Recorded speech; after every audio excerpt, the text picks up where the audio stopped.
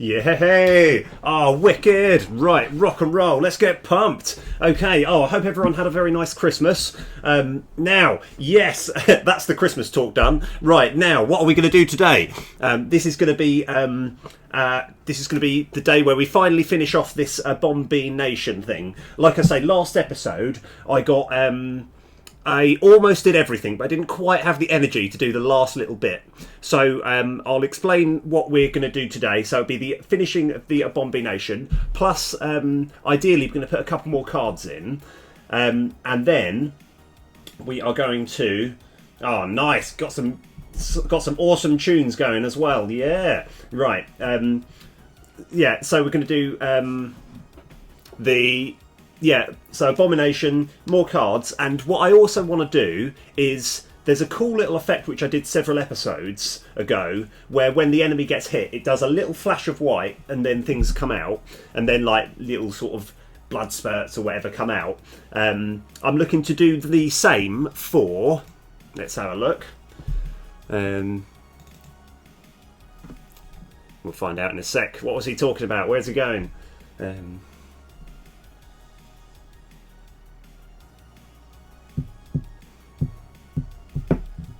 Yo, yeah. So where we've got this little monster here, this is kind of like effectively what I've called the map screen, but I don't really know if that's the correct thing.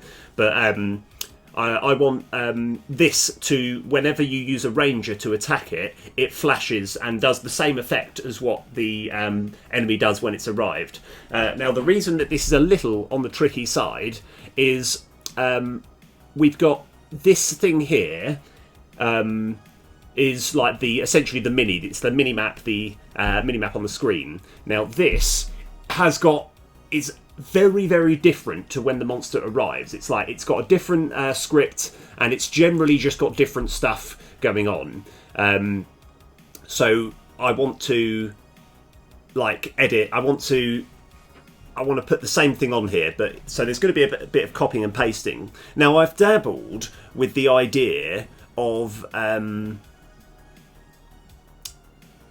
it's hard to explain. I've dabbled with the idea of actually having a sort of generic monster script that incorporates both when it's a little monster here and when it's the big monster that arrives, and like it just isn't quite possible. The reason being is when I'll show you what I mean.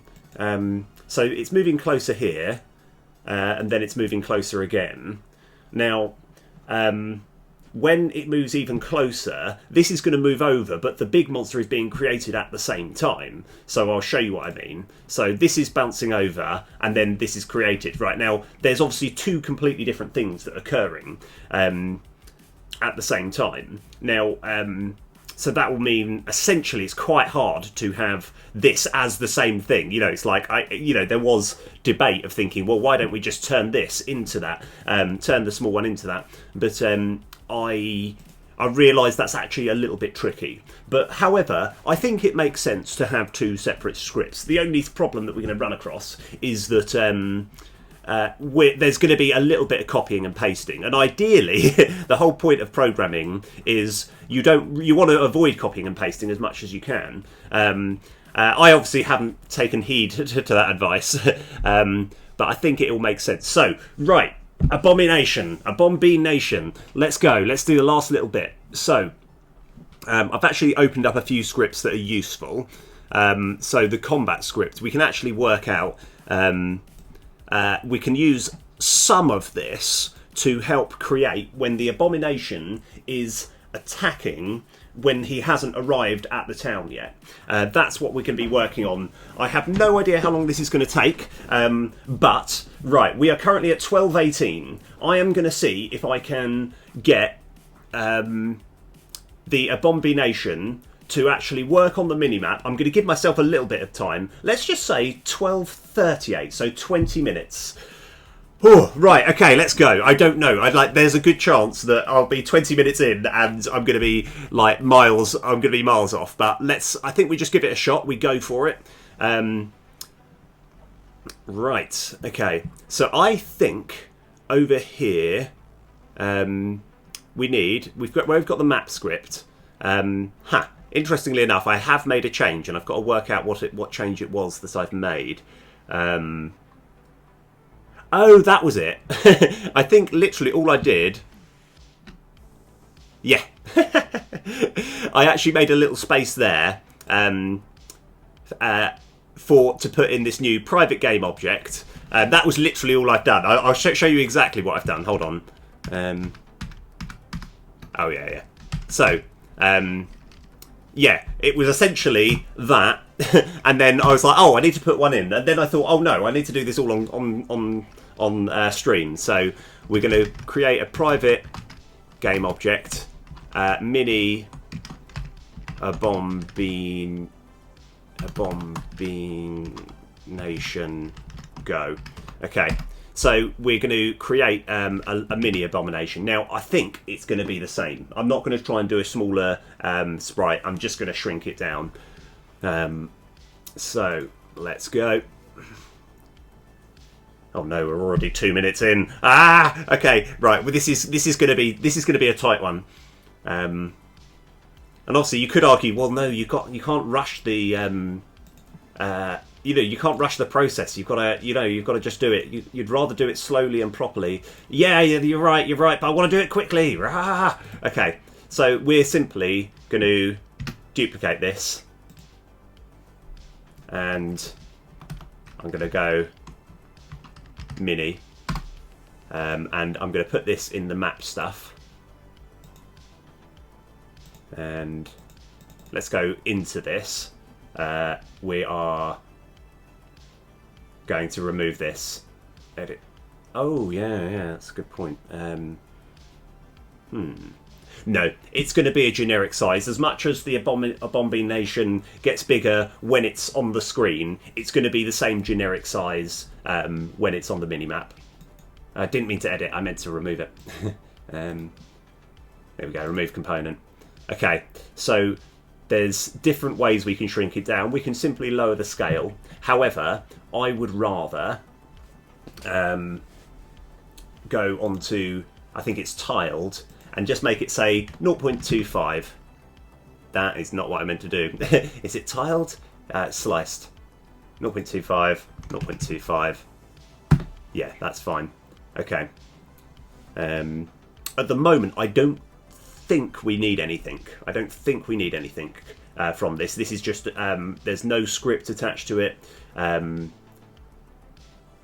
We will do it without any script because we don't need it right now, and then we're going to worry about we're going to worry about that later. Okay, so we've created this. That's good start, fantastic. Right, now we're also going to copy path, go over here, and where we've got the map script, awake. We're going to also get access to this mini AbomBEANation go equals resources.load game object.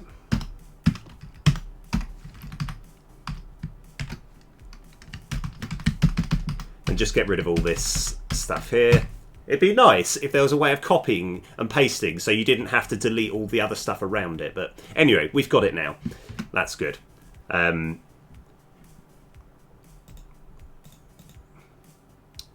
So we're going to have and yeah, like I say, I think it makes sense to have this mini AbomBEANation.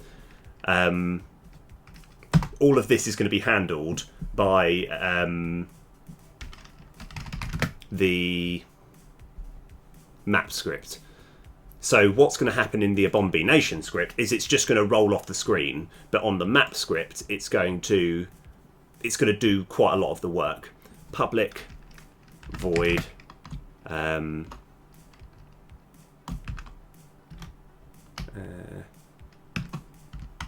summon mini AbomBEANation, and we might need to have int damage. Okay, private enumerator. So we're going to make the routine ready. So mini AbomBEANation routine int damage start coroutine. So we're just creating our routine that we're looking to do. That's it, that's fine. And we're passing over the argument of damage. There we go. And I always like to go busy equals true, busy equals false, and just so there's no error message straight off the bat, yield return null. Okay, right, so let's go write all the things that we're looking to do. So the reason that we're doing it here is obviously this is the map script. This is the thing that deals with the little bit at the top, and we can actually use similar stuff here. So what's actually happening here?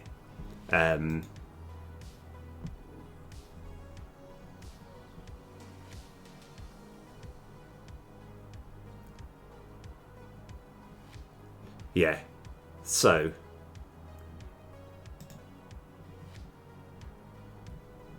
because oh yes, right, yeah. Sorry, just talking to myself for a little bit. We're creating it, yeah. So to be honest, I think this is going to be a bit easier than yeah, this is going to be easier, right? So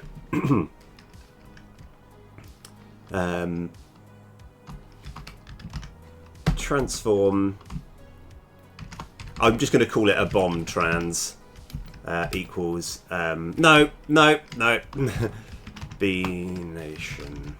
I know, we're going to change my mind. Instantiate.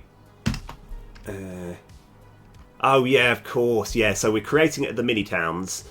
Yeah, so this is actually useful because, sorry, what I'm looking at is when we're firing, with the Rangers, basically we're using similar code to when we're firing the Rangers when the enemy is off screen. So we're instantiating the mini AbomBEANation go, and we're summoning it at the mini town trans dot position. So and we're going to do quaternion dot identity because we all know what that means. Right, and we're just getting, so we're instantiating it, and we're also getting this AbomBEANation trans to equal the transform of get component. Transform.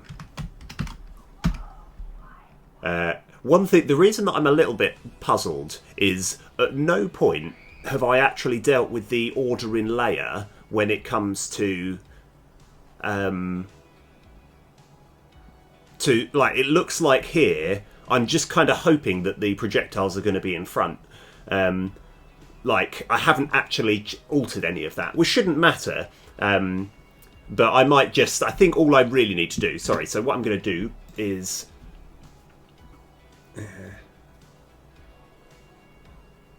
in fact, we can have a look. So,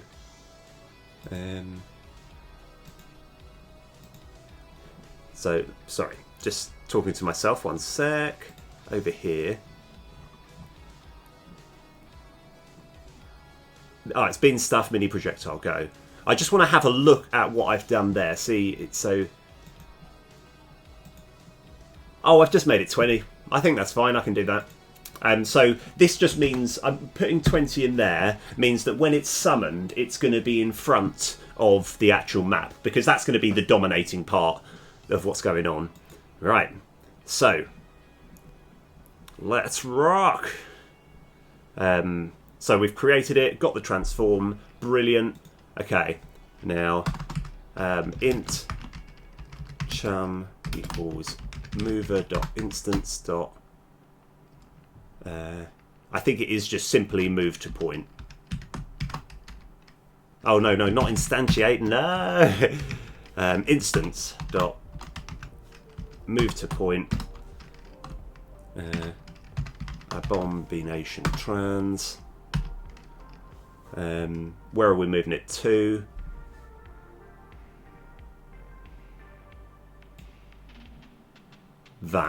That's all we need.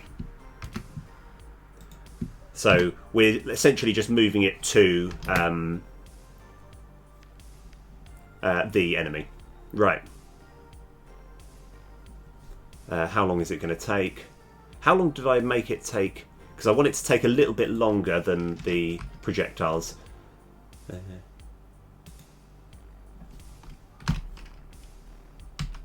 So I'm taking it between, so maybe 2 seconds, I think, or yeah, 2 seconds sounds fine.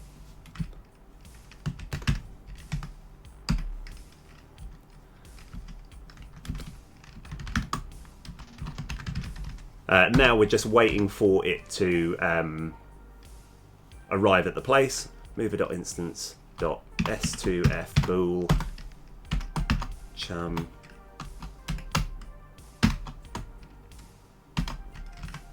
There we are. And we also want to destroy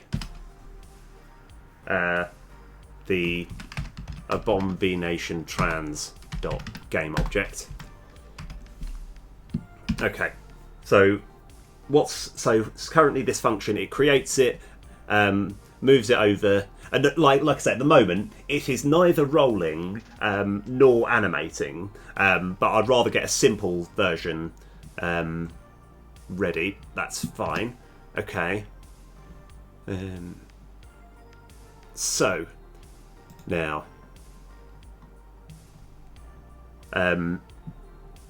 we're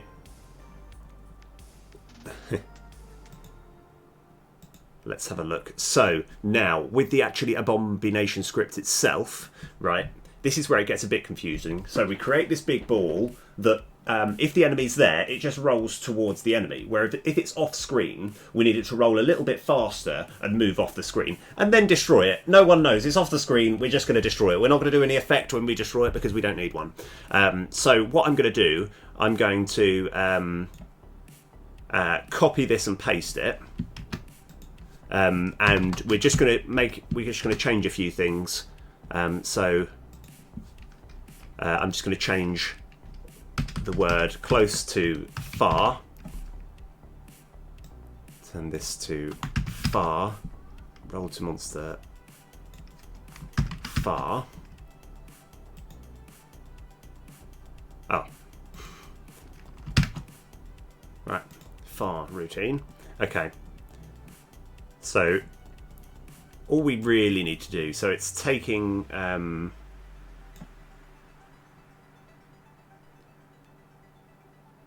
oh yes, so all of what's actually happening here. Big bean transfer script. Oh, this is what I've got here is we don't need this, but we might just, this might be useful. So this is actually when the AbomBEANation gets destroyed and it does a big splatter, which we can use. We can almost copy and paste this. This will be useful, but for the time being, let's get rid of this. So all that really needs to happen, we don't need any of that. We don't need any of this because yeah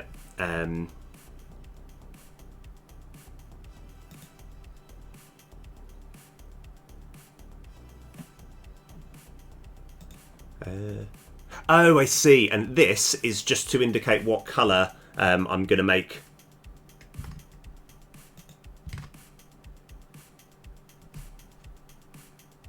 Oh yeah, and we don't need this. Okay, we don't need a lot of this. What we do need, however, is we need to make it, we need to just work out what the point is. We just need to move it further away. So destination vec, and we'll have it over 2 seconds. So That's fine. Okay, so what we also want to do at the same time is on the map script,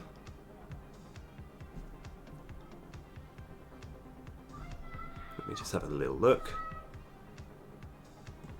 And I think we call it from here. So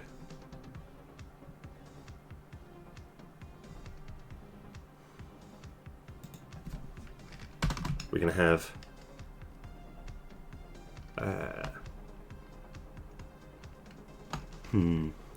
I don't like using this file. I think we can get away with it. Find object of type,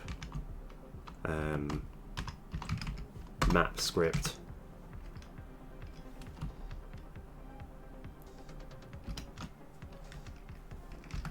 dot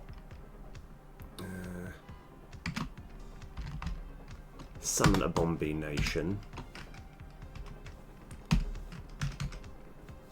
And oh, we don't actually know the damage that we're doing yet. We can get hold of that.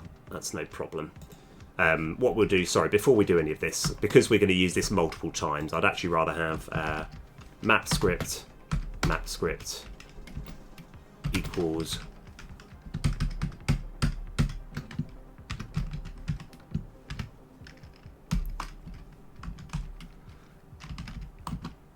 map script there. Okay.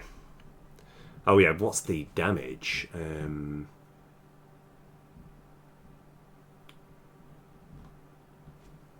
So we need to actually work out the point in which the damage is being taken. So that should be no problem. We just got to work it out. Right. Let's go. I think we can just put current damage. Although we might not even need it, because we've got to work out the exact point in which the damage is actually being dealt. And the important thing that we do need, though, is while mapscript.busy yield return null. Okay. So let's actually... so we're still quite a way off from getting this to work, but we're getting close down. I won't be able to do it in 2 minutes. I'm going to say that now. Right, at what point do we call this?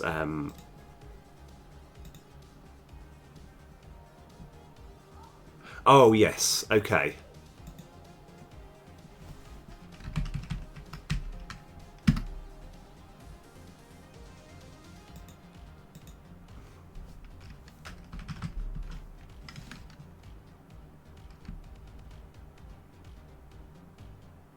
So, I've just got to work out the exact... So I'm going to... It's actually, there's a lot of this that we can use, but we need to change a few things. So what's happening here? This is the card action script. So this is the whole thing that deals with the AbomBEANation. So if I just copy this... so we just need to change a few things. So this is going to be far, and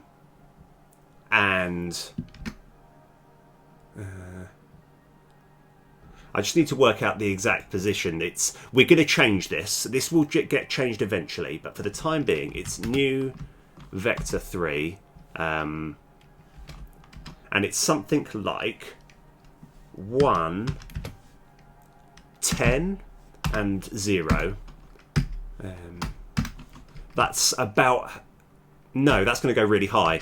Sorry, 10 and 1. That makes sense. So we're like trying to work out exactly where we're going to move the boulder, and I'm kind of taking a bit of I'm hazarding a guess. I'm saying it's roughly that, but we can change that a bit later. It might look a bit rubbish at this precise moment, but that's fine. So moving it far, and then now here is the important part. Get the monster script. We actually want to get the... oh,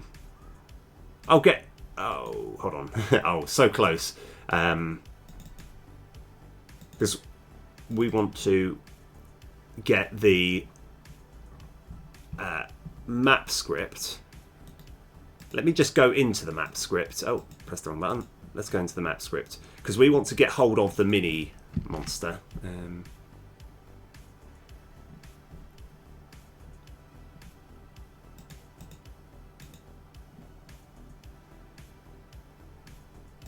So,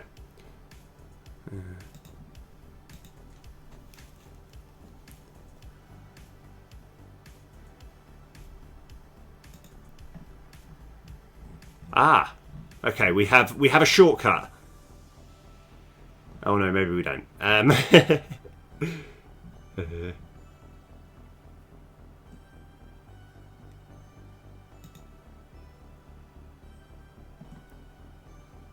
Okay.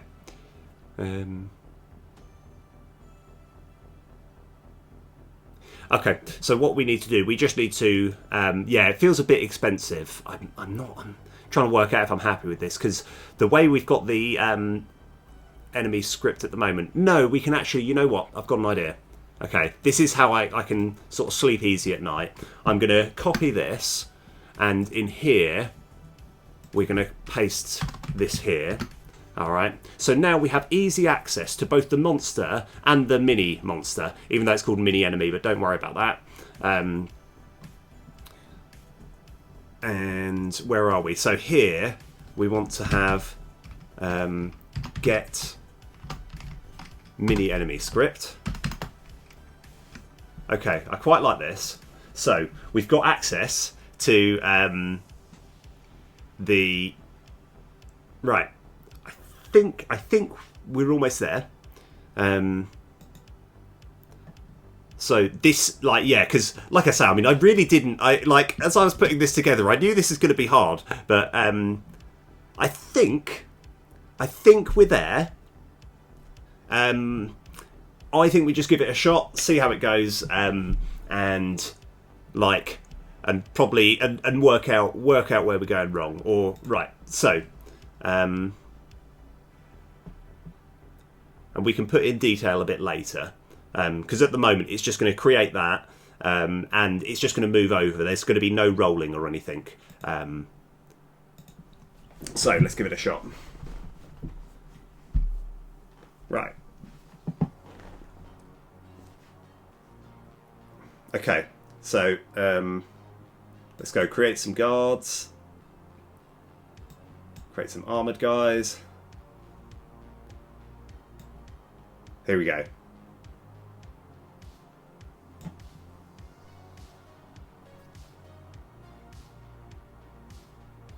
Aha, right, okay, fantastic. That was a good start.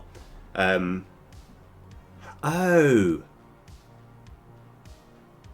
Huh. Yeah, that's fine.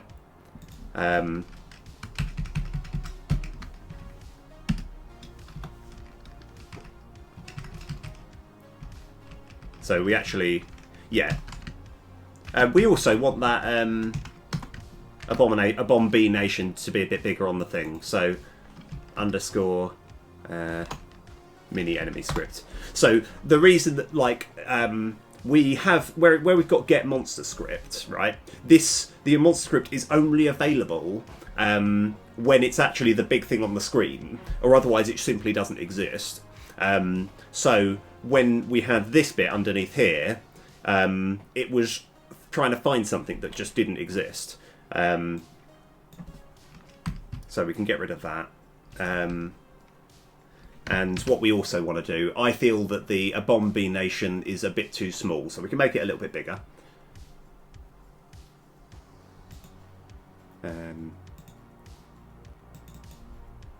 So 0.25, let's go make it 0.5.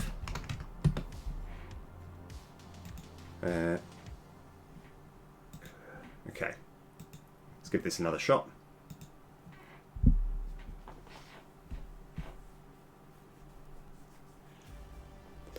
Alright. I really want to change that. So.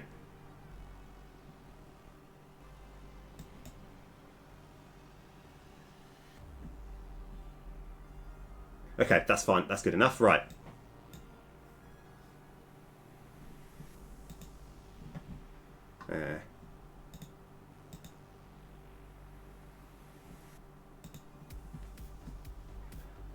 Yeah, that's perfect. Was 3 the correct amount of damage to take? For whatever reason, it feels like the actual damage was not correct. So it's on 60.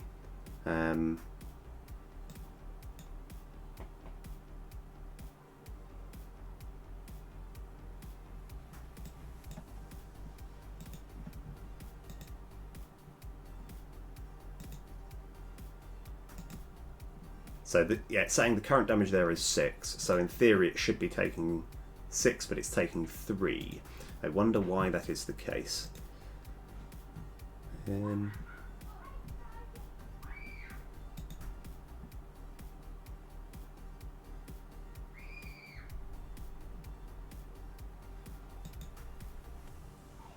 At what point are we actually...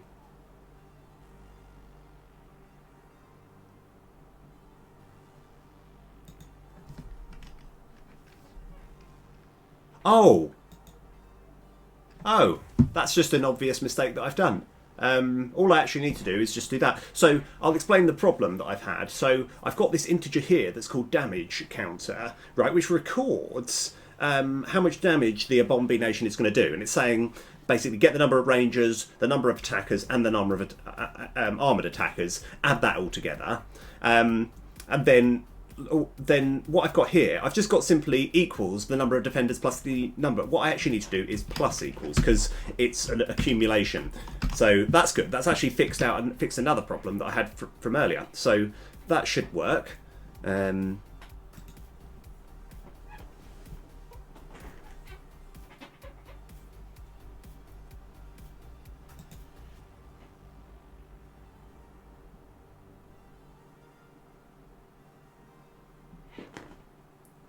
So let's just give this another shot.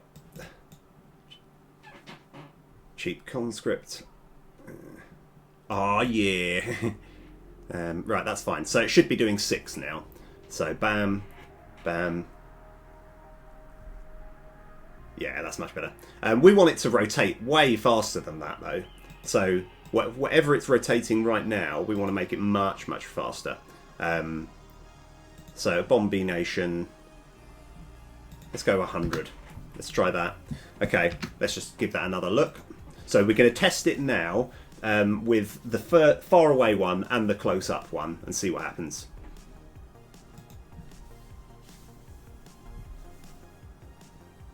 There's another thing that I want to check as well. So I'd be terrible at this game, by the way, if I was playing this properly.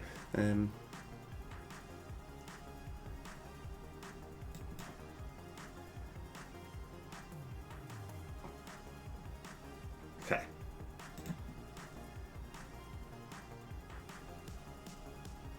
Right. So, one thing that I want to check as well. Pause. Oh, we've actually created it at 0. That's why it's so. Anyway, that's good. So let's just see if it does. Yeah, that's much better. Yeah, cool. I'm happy with that. Yeah. Okay. Right. So cool. That took a little bit longer than I thought. I was trying to do that. It took me an extra 10 minutes, but that's okay. What I'm going to do quickly now before I forget, I keep turning this on. These are the future cards that I'm going to be working on. We're going to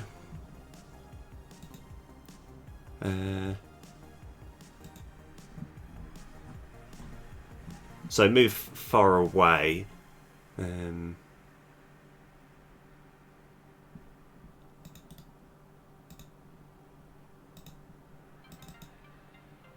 So there, I think that just needs to be a 0.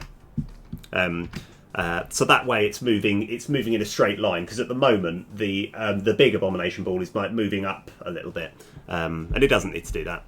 That's just purely, I just took a random guess. Okay, right, fantastic. Right, what are we looking to do now? We're looking to make it so that when the enemy is when the enemy is hit, the mini enemy is hit, it's going to also flash white and ideally have a miniature version of the animation. So that should be easy. It should be easy. Right. So what we need to do first is, in fact, let me go close all but this, and then we're going to go get hold of the monster enemy script.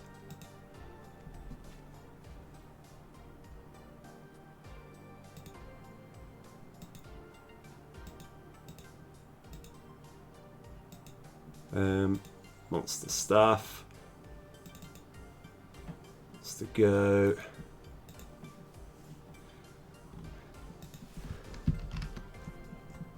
Okay, take damage.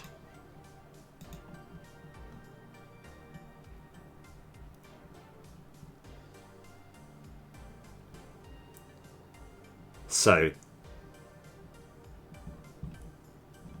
let's go just compare these two scripts together. Yeah, so this is going to be, so when the mini enemy takes damage, we want it to flash white like this one does. And I can't really remember how I did it, so I'm just going to flash white routine.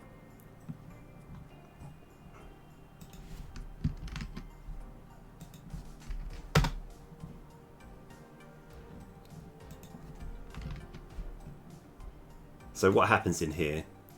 Oh yeah, we just need access to this flash white mat. So, and the main mat. The reason we need the main mat is because it's going to turn white for a brief moment, and then it's going to go back to being its normal colour. So I think we can probably put this over here. Sounds fine. Flash white mat, that's fine. Now we just need access. We need to, in the awake, we need this. So this way we've got access to our current material and the flash white material. Okay. Now what this actually seems very, very nice and easy. So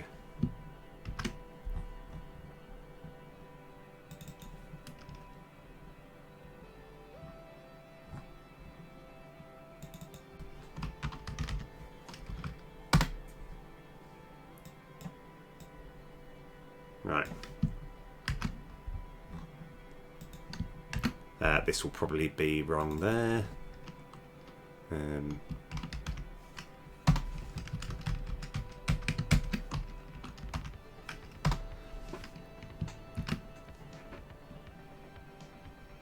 Okay.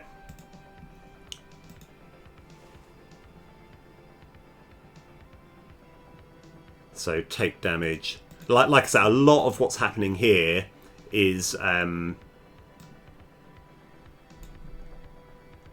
oh yes, right. Yeah, so a lot of what's happening here is the same here. So it's just I want to make sure that we've got all the correct things. So oh, of course, I've got the gore group.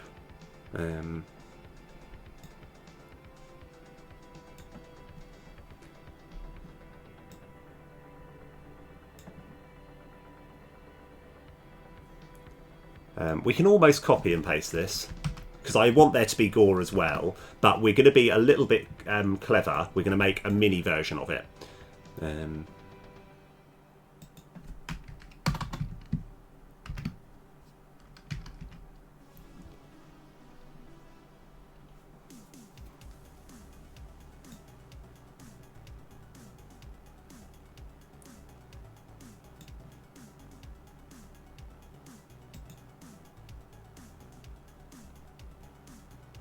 Oh yes, yes. So this is actually a whole. Where I've got gore group. That's a separate game object that is basically a bunch of gore that's created in one go. So we need access to that as well. But that's not too difficult.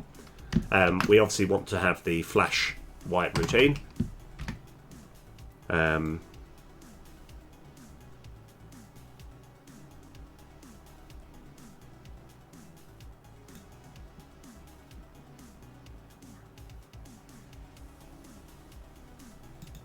Oh, yes. Okay, now this is interesting. You know what? for the time being, just as I'm looking at this, I am not 100% sure if we need the actual core group. The flash white is enough, so that's fine. So we don't need that. We don't need it. It's not sort of. It looks like it's a bit of laziness, but I think it's more. It's going to be quite a lot of work, and it's something that I'm liking. I'm looking to. I don't know if that's how I'm going to keep it. So.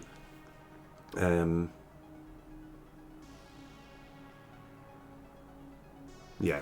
So let's just see if we get the flash white. See if that works. Let's just see if we've got any error messages.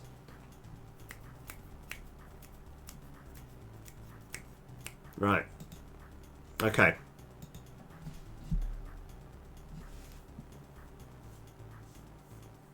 So what we're looking for at the moment is just to see if the enemy takes damage when we do... right. Yeah, when we're doing... when we're doing damage here, we want to just see if it flashes white. Ah, okay, that is a perfect draw. Let's go get one of these.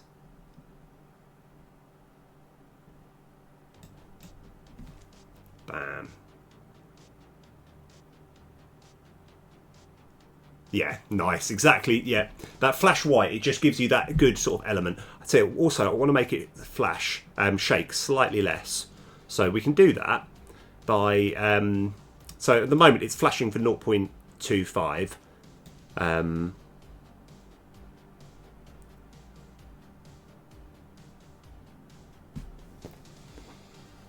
So what we can actually do is do one, that. So what I'm actually doing is, so it'll still be essentially flashing for 1 second, but the amount that it's going to shake by is a quarter the amount of however many it is left. So it should just shake less. This is the purpose of what I'm trying to do. Let's see if it works.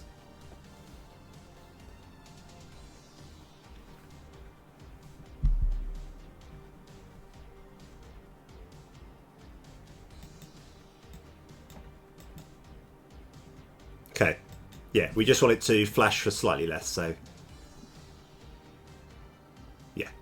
Yeah, I mean shake slightly less. Okay, brilliant. Right, now we're going to do exactly the same. So when this takes damage, when our town heart takes damage, that's also going to flash. Now that we know what we're doing, this should be very easy. In fact, I should have actually just, while we've got this up now, we can just pause and just get the code here. This should be quite easy. So edit this. Let's keep him aboard. Let's stop here. So take damage. This is where the shake is. So we're just going to copy and paste.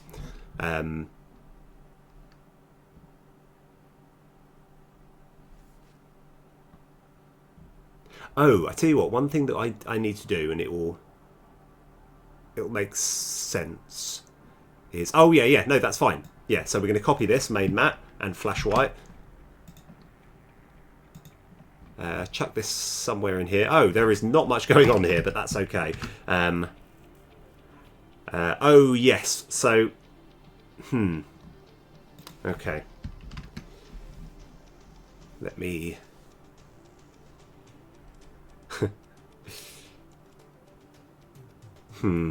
So the slight problem that I've got now is with this town heart script is actually a child of the building script.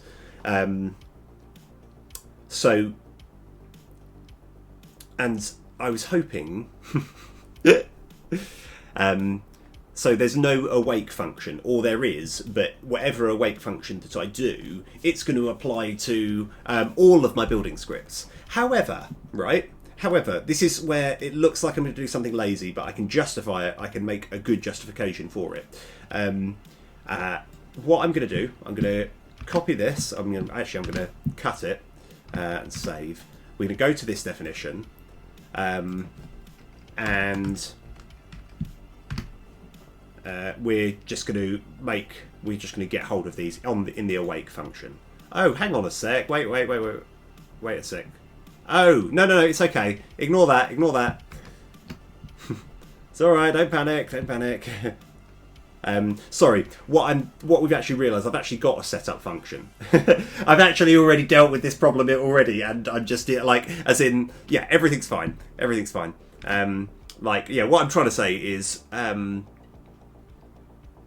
foresaw this problem, and I'm now setting it up. I'm now dealing with it. So,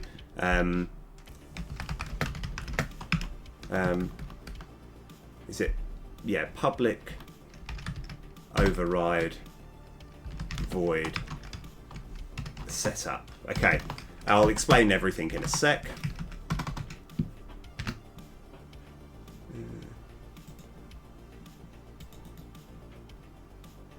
Oh, protected.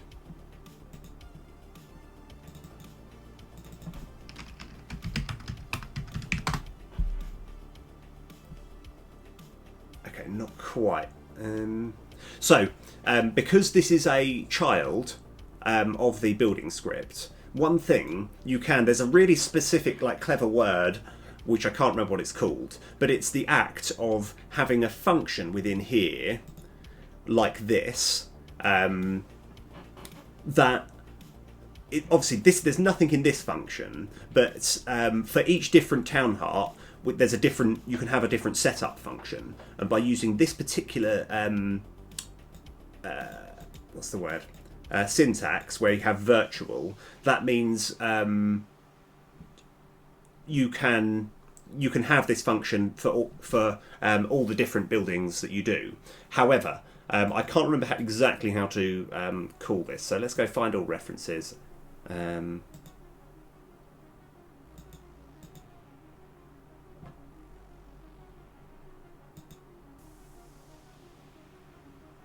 Protected override. Oh, I thought I'd actually put that there.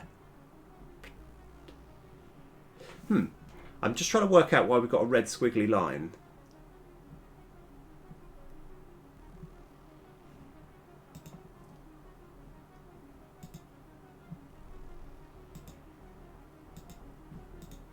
Protected overrides.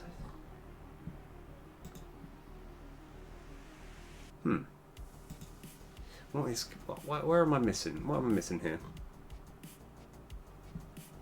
Maybe I just need to put something in it.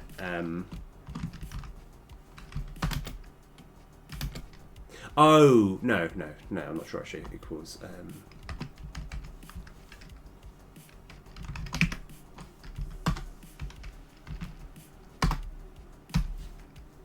Right, that's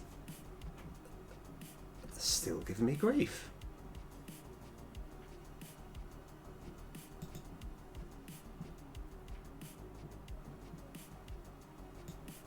Let me just copy that. Let's just see if I've made any spelling mistakes or something.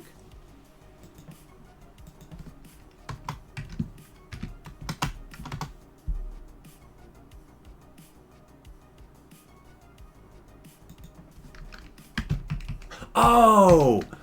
Yeah, I see it. I see it. It's... I setup hasn't got a capital U. Okay, everything's fine. Anyway, let me go actually get the correct stuff. Yeah. I kind of want to change it to have a capital U.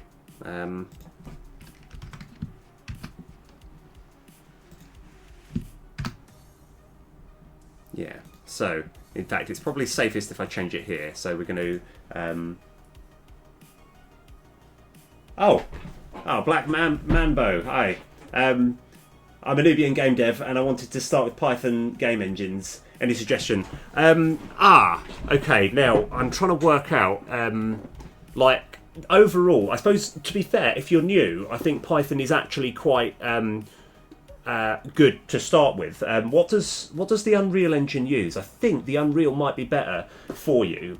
Obviously, my recommendation would be learn C# instead, because actually, I can even give you a quick demonstration as to why I find Python quite difficult. So whenever we've got any functions, and functions are essentially what keep everything together. Oh yeah. So first of all, let me just change that to there. Okay, that's good. Whenever we have a function in C#, we have curly brackets. So if ever you're just looking at something from afar, right, even if you don't sort of see too much, you're like, oh, what's going on? You can know that it's like, there's curly brackets here. This is a function that does whatever is in here. Whereas Python, instead of having curly brackets, it just indents very slightly. But yeah, I would say I think the Unreal Engine uses Python. It's also, incidentally, this is more of a side note, and I probably wouldn't recommend this, but there is an art tool that's called Blender that you can make games from using Python with that. I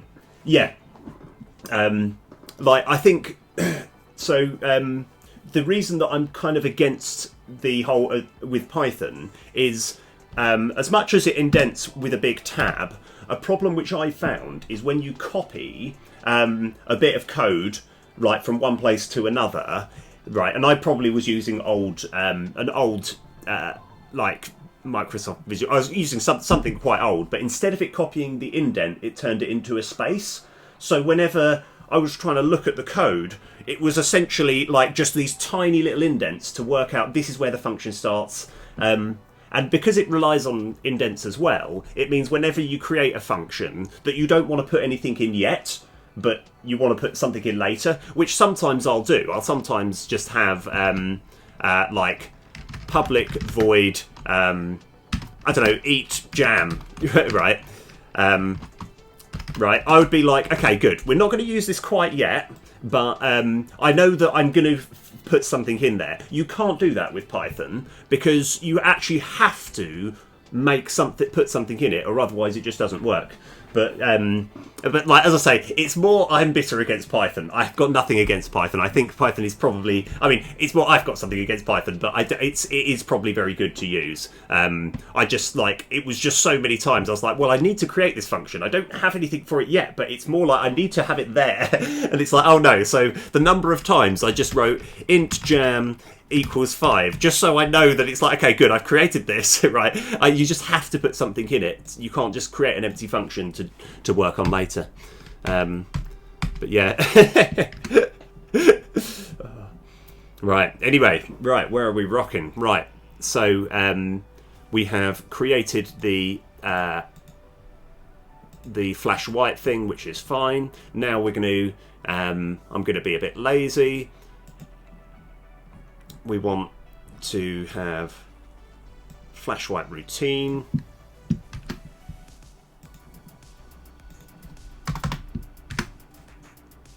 And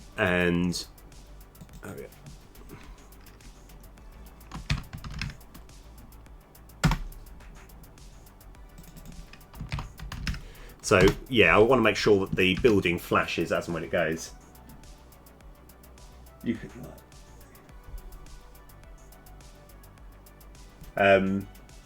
Yes, yeah, oh yeah, you are probably right. But I think the thing is to be fair, I reckon I genuinely because I can, if I was to look at Python, I would be able to understand what's going on in it. I tried to make a game using Python in Blender, which it turns out it's very, very difficult. But yeah, so what sort of game are you looking to make? Right. Okay, take damage.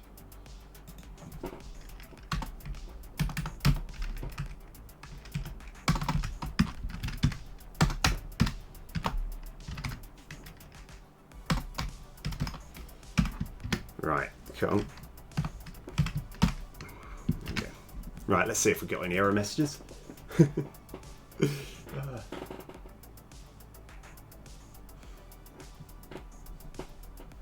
Oh yeah. I see what you're saying. I think one thing which I would start is I would recommend, and it was something that loads of people said to me when I was starting, and I was like, nah, forget any of that, right? And it made a lot of sense. It is always better to start small. So I think I made a game in Unity first, and then I used it was not RPG Maker, it was Game Maker. like Game Maker is absolutely like they use something called, well, I think it literally is GML, which stands for Game Maker Language, which is like really nice and easy to follow. Like I think you're right. RPG Maker, it feels more like they're trying to make a particular type of RPG, whereas Game Maker has a bit more freedom. However, I think I can't tell you much about the Unreal Engine, but I think they do use Python. I've seen other people use it, and it looks as though it's probably similar to. It's probably similar to Unity, but like it depends where you go. But I would always start small, start with something, try and start with something basic, see how that works, and then sort of evolve into it. So anyway, what I'm testing now is I want to test to see if this flashes white. It should do, but I just need to let him get to the place. Let's go grab some archers as well. Check this still works. So he's going to fire over. Bam. Yeah.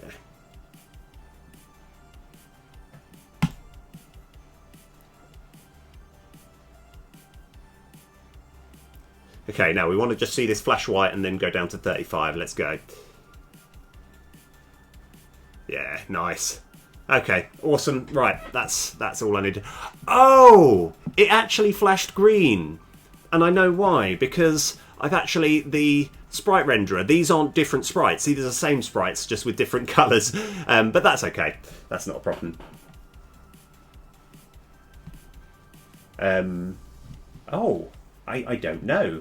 When you say the speed of the language, I'm not sure entirely what you mean. All I can think of is how fast you can type things. And admittedly, there's a bit more typing involved in C# because you have to declare every variable before you use it. But yeah, I know what you're saying. You're saying basically, does the run speed? Yeah, I'm not actually sure. I'm not 100% sure. Right. Okay. So let's have a look. Right, we're working on our next card.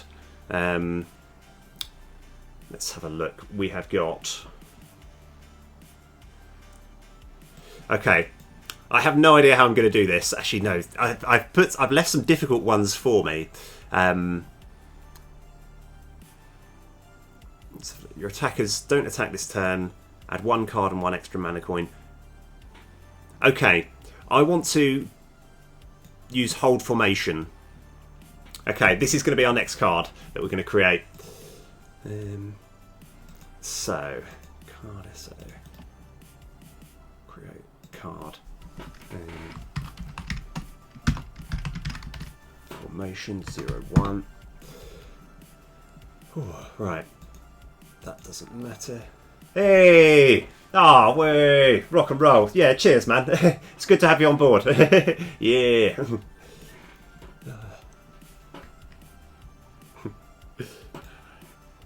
Yeah, it's my new. I worked on that little follower thing. I was going to use those sprites for a game, but it worked out. All of those little colourful things weren't actually that useful in the game. It kind of added more things. So I thought, well, I've got to have a use for it. So it's going to be my new follower thing. Right. Let's have a look. So, C. This will be a spell, and I think we've got the image for it. No. Let's see. I did draw a picture for it. I just got to remember what picture it was. Ah, this one. Okay. Yeah. So, we've got spell. Don't think I want it to vanquish. I'm just going to open this up. So, when I'm putting these cards together, I've worked out the easiest way of doing it is whenever there's a number like add one extra card, one extra mana, it makes it easier to break all these numbers up into so this is just more of a template text. We're actually going to have all the actual text held in a multitude of different strings. No, that's not what I'm looking at. Oh, card texts. That makes way more sense. Okay. Right. Your attackers don't attack this turn. Control C.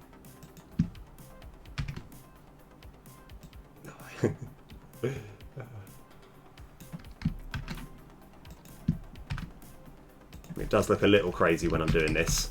It's one of those things where kind of like there probably is an easier way of doing this. I just like I couldn't quite work out. So card infos we want. Yeah, actually, we just need that. It's 2, and that's going to be 2, 1, and 1.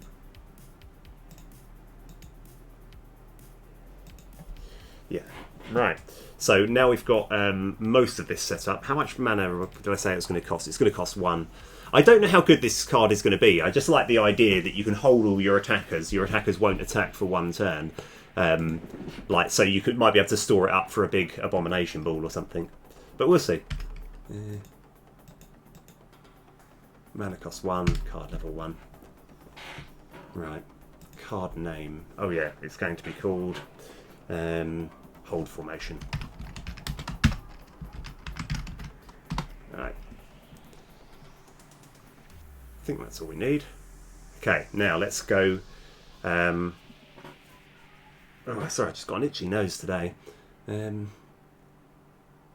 So now we just need to create the other versions of it.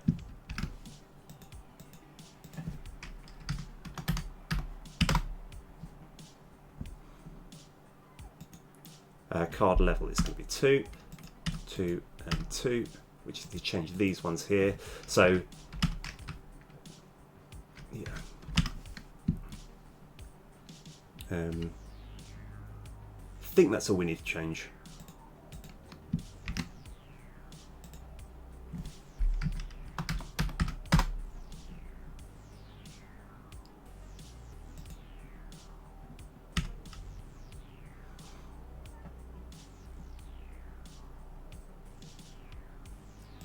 Right, now we're going to just change all of these variables. And soon we're going to give this, we're going to test it. I don't think the coding is going to be too hard.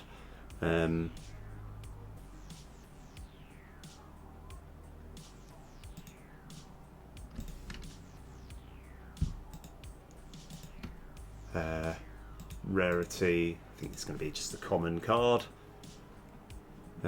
At the moment, this rarity isn't actually having any effect on anything, but I just want to, because I want it to like be that when you like add a like when you're actually drafting your deck and you're adding a card, I want it to be a big deal when you're like, oh, this is a champion card, or this is a common card. You know, I want there to be a difference. So like at the beginning, you're going to get more commons than rares, but then later you're going to get the opportunity to get the odd rare or champion or something. Right, so I think I've done all of it from this side. We're now just creating our the actual get the card to do things. So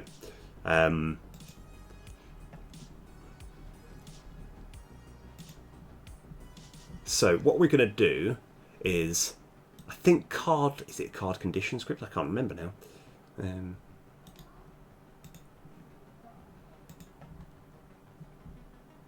No, it's not this one. I know I have a... oh, yes, that was it. Delete this script. It's already plaguing me. So, ignore the fact that it says delete this script. That was part of a joke. So, anyway, right, don't worry about that. Reset numbers. Okay, so what we want is... underneath here, we want a public bool...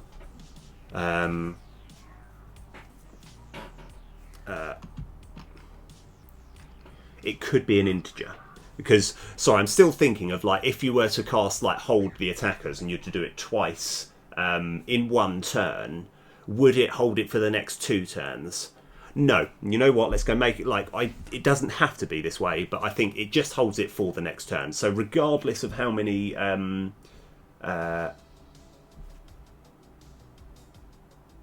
yeah, regardless of how many times you do it, it only holds it for the next turn. So yeah, we're going to have hold attack. Right, now I'm just going to be have a quick break. I'll be right back.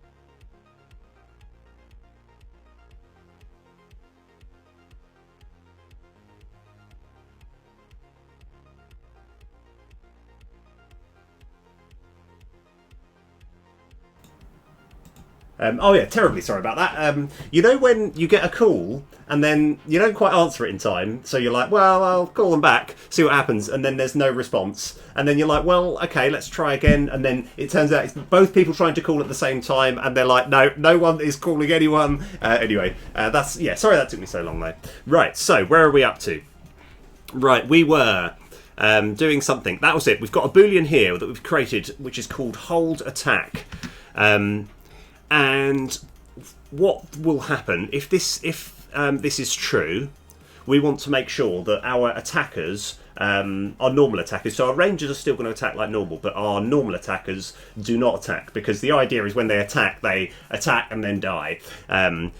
So this is going to prevent any attack happening. Like, I haven't even quite worked out the big ongoing advantages you can get from it, but one little thing that you can have is if you're looking to build up a massive army, there's another card which you can get which doubles your army size. So if you were to build up a big army, then hold attack, and then draw into something that doubles, that's one advantage that you can use with it. But like, one thing which I'm excited to sorry, as a quick sort of like side note, is once I've created enough once I've created enough cards, we're then going to actually have a little bit of a play testing session where we actually like genuinely just use the cards and see like what cards feel too good, what feel too bad and stuff. But anyway, so we don't need that at all. That's fine. Actually, no, I'll leave it up just in case. Right. So what we're actually going to do is, and this shouldn't be too hard, we've got over here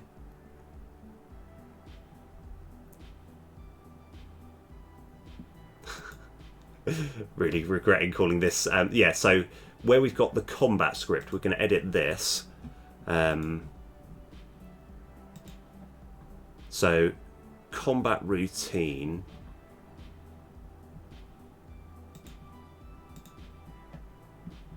this is the monster attacking. That's about that. Damage to town heart. So all of this is dealing with the monster attacking, because the monster attacks first, right? And I think it's as simple as if now delete this script dot instance dot hold attack.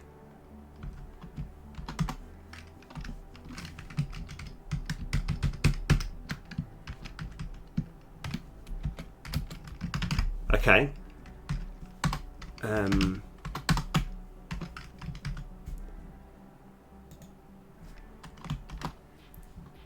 Yeah. So it is essentially if we've got hold attack, we can make hold attack equals false.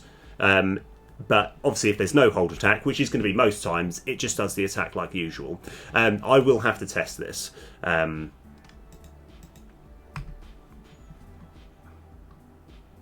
Oh yeah, we've also got to consider if, like, because at the moment, while the monster's arriving, we can use this and it will still affect... No, we'll leave it like this for the time being. I'm fine with this. Actually, no, this is fine. Yeah, I think this is fine. Yeah. At what point are we calling the reset numbers? Yeah, no, you know what? Where we're resetting the numbers, we are also going to have hold attack equals false. The reason I say that is because if we, before the enemy arrives, we do the hold attack, and then it finally does arrive, it's still going to hold one attack, whereas this just resets everything. So you can only do it, that hold attack effect will only happen when it could have attacked. Okay, so that's good. Right.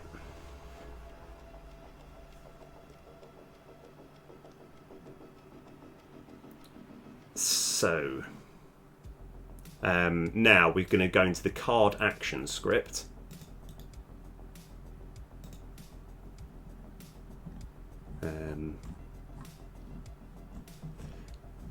And I know that somewhere I've created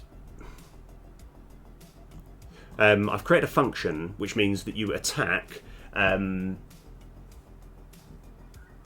like, or no, when you're actually planning ahead, yes, add extra cards this turn.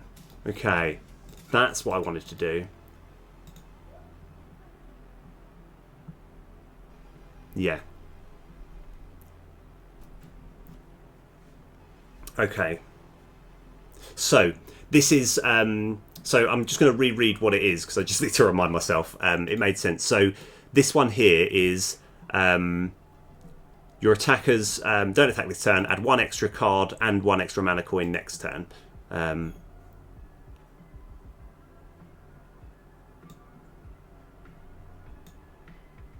Oh yeah. That's fine. Okay. Right. So get extra cards, that's fine.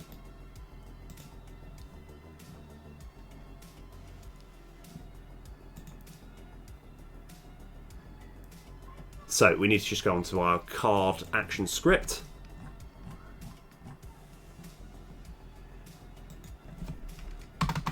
Case. Hold. Did I call it hold formation? I think that's what I called it. Hold formation, yeah.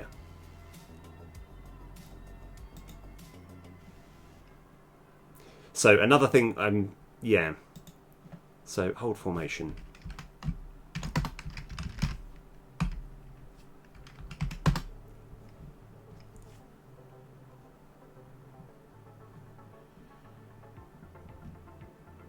So I've just got to remember where I put it now because I've been creating quite a few cards, and obviously I want to use code. So here,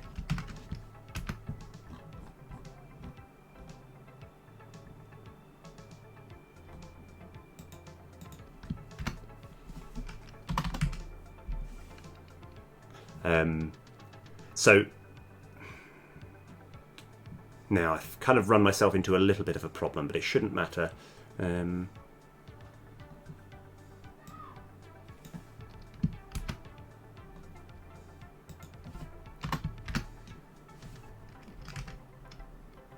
So at the moment, it adds mana, and it means you draw an extra card next turn.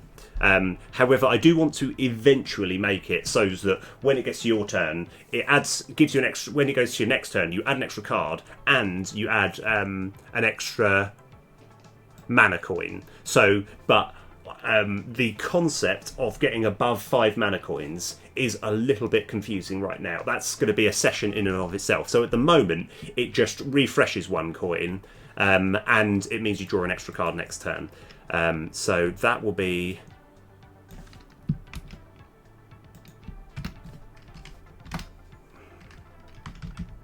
Right, let's go.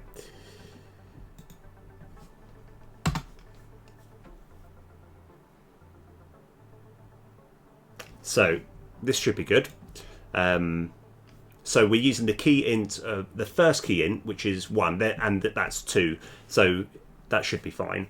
And we also, this is the main point, the whole point, which I completely forgot, is delete the script .instance hold attack equals true. Okay, right, now we just need to put it in the deck, see if it works. Hopefully this will work. Might not work, but we'll find out. Right. So, master. Probably don't need a keen archer. Got hold formation. Let's go 3. Window of opportunity. We want a hold formation 2. Oh. And that should be good. Okay, so we got 3 of them. For us to see if it works, so we're going to test a few things in one go. So we first of all want to see if we do draw the card like we should do.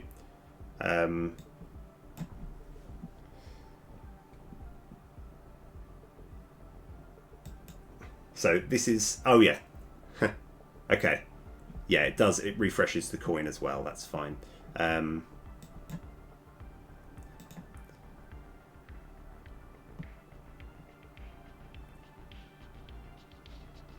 Oh, of course, because I'm drawing extra cards, that's fine.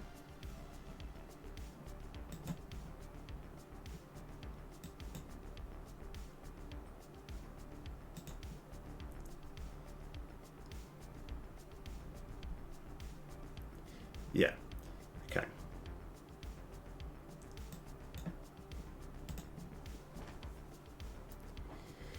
Right. Now, first of all, I want to just check that the hold formation has that. So these should attack this turn. I just want to just check that. And they have. That's fine. Okay. Now, what we want to do is we want to create some more attackers. Create even more attackers. Let's go create even more. Let's go. Now we're going to do hold formation. Now, in an ideal world, these won't attack this turn.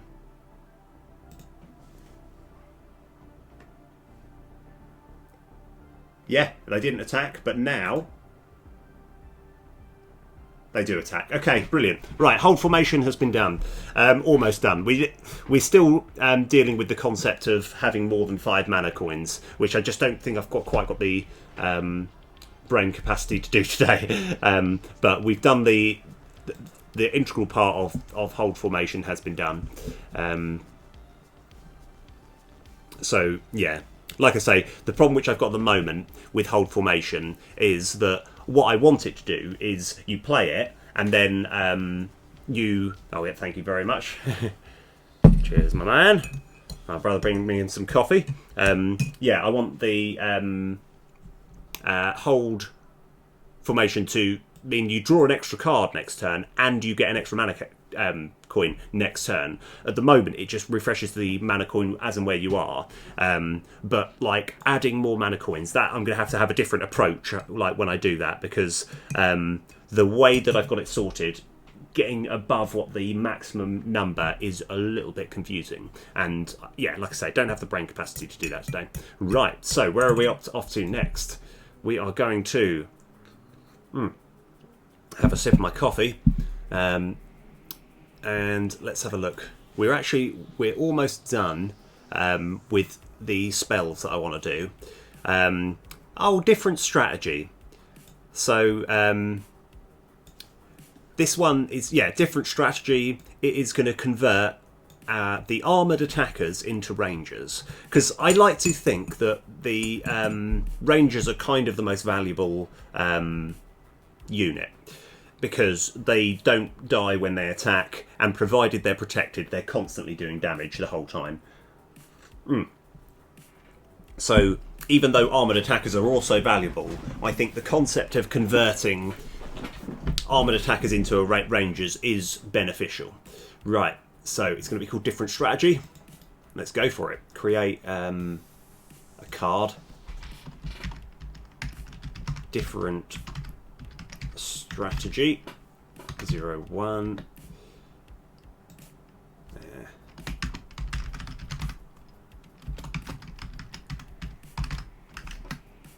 Mana cost 3. It might be a bit expensive for what it actually does. Now I've got quite a cool picture, I think.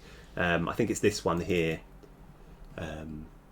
This is going to be a spell, card text. The card, it's actually going to be the same. The only advantage in levelling it up is it means it's going to be cheaper.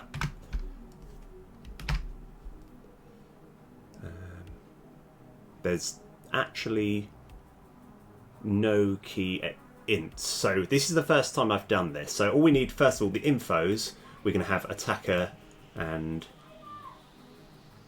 ranger and armour. So this just means when we hover over it, we're going to get a little bit of information on what all of these things mean.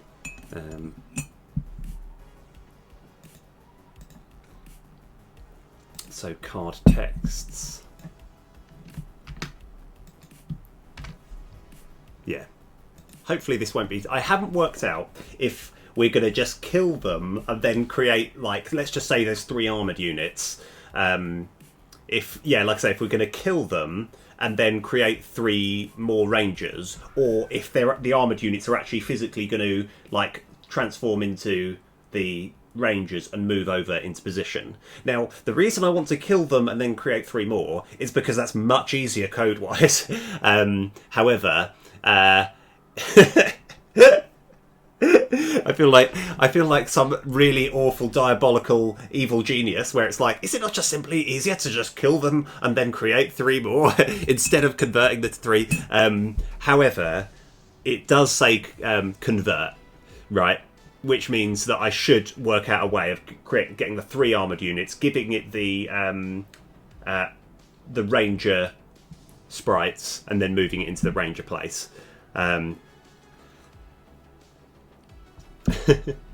Although I'm not happy about it. Right, that's fine. Okay, so I think, is that everything we need there? So we're just going to Control D. Mana cost is 2 and 2, and I think everything else stays the same. This bit needs to change as well.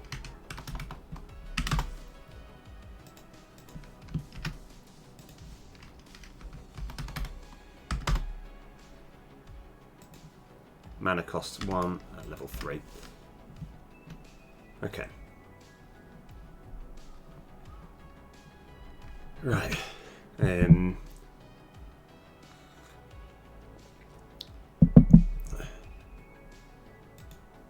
So, how are we going to do this? Right. I think we need to...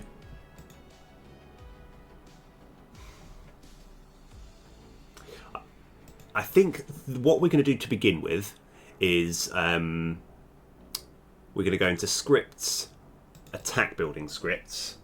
We're going to close all but this, and we're just going to have a routine where we're going to create a routine that does all the conversion.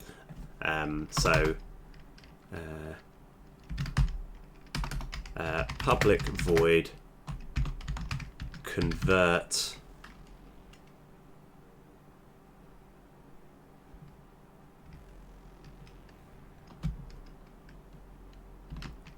one bean to create one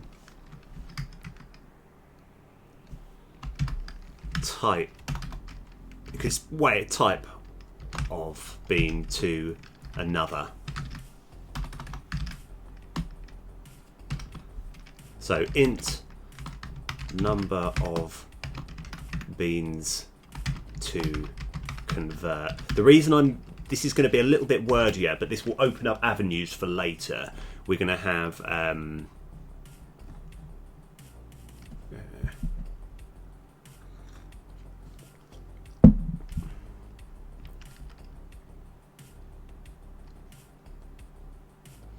string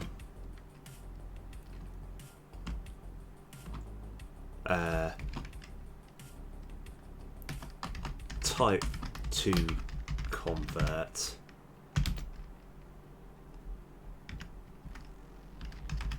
string type to convert to. Okay. Right. So switch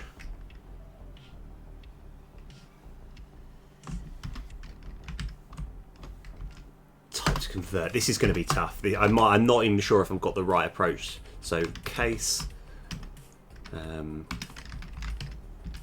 armored attackers.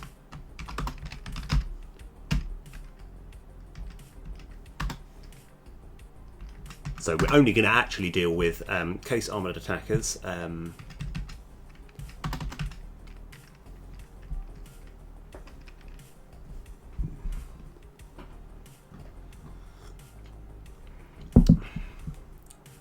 So I've actually got convert attackers to armored attackers here. What do I actually do for this?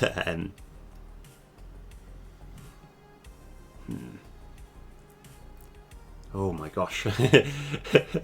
I've opened up a whole pool of difficulties here. Right. You know what? Let's go. I could try and look at this and try and make sense of it, but I think it's better if I just create a whole new thing. So,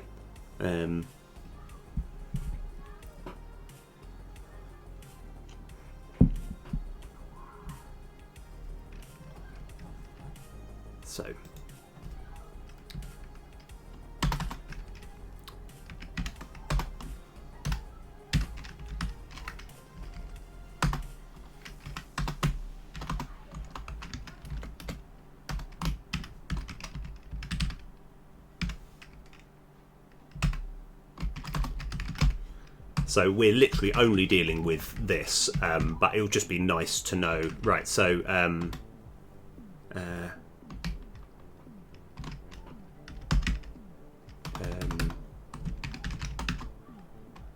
bean script. In fact, list of bean scripts.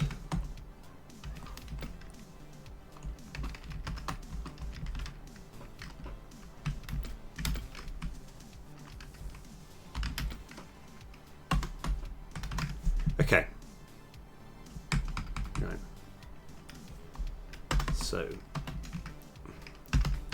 So we're just converting for int I equals 0, I less than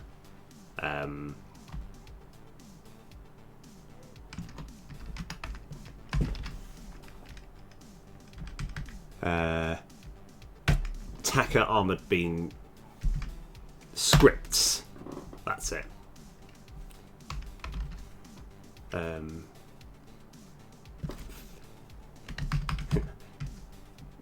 We still need that. One sec. Sorry. So we're putting in the number of beans to convert. So that'll be the number of beans to convert.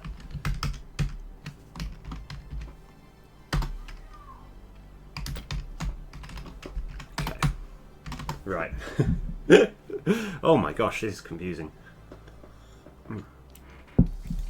So, oh, I've called it Beale list. I haven't been watching Ally McBeal. Right.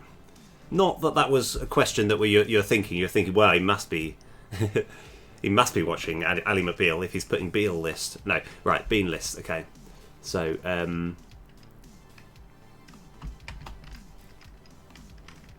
bean list dot add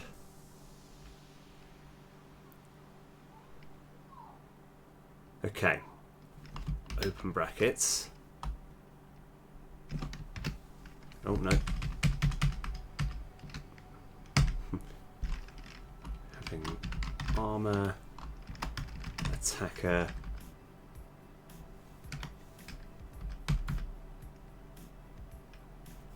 just got to get the right. So what we're looking to do essentially, so's that I'm, not going crazy, and I haven't been explaining myself super well.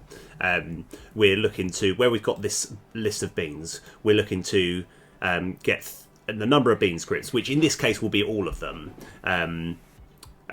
Take them from there, have a sort of held bean list, right, which we're going to take them from there, convert each one of these to having the correct sprites for the Ranger beans scripts, and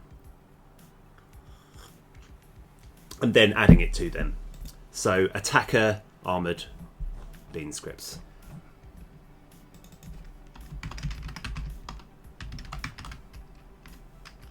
That's it. Right.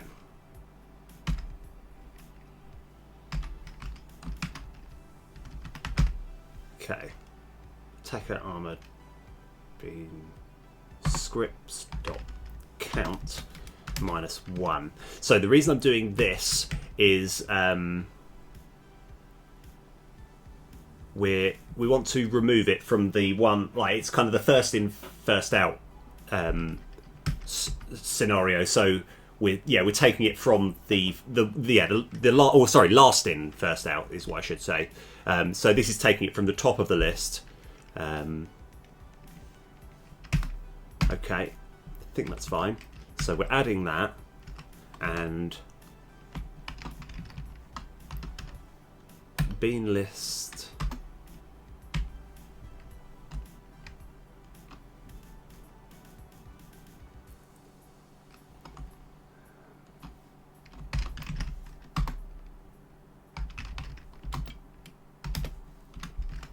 dot set sprites. Oh yeah, no, that's okay. We can do that later. In fact, yeah, this will be useful. This is gonna be somewhere in here. Okay.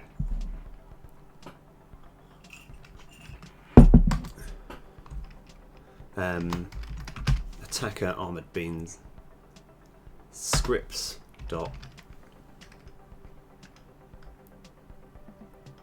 and we want to remove at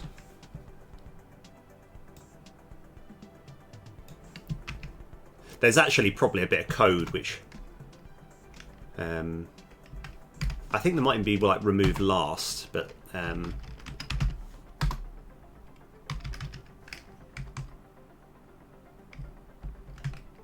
no, there probably is, but I'm going to remove that. So what we're doing is we've created this bean list. We're getting all of the armoured attackers. We're finding out how many beans to convert. So in this case, it's going to do all of them, but it doesn't necessarily have to do all of them. We're removing them one by one and adding them to this bean list. So what we also need to do is set armor total to get number of armor attackers.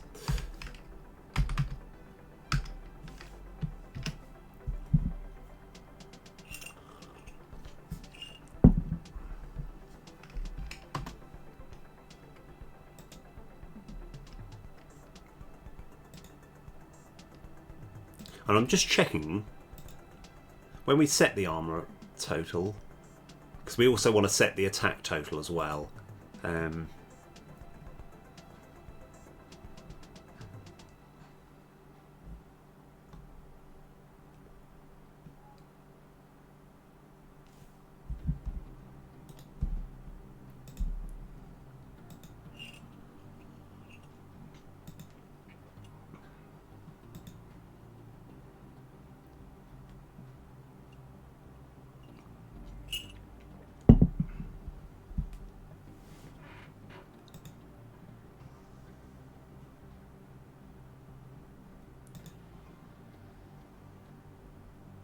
Okay.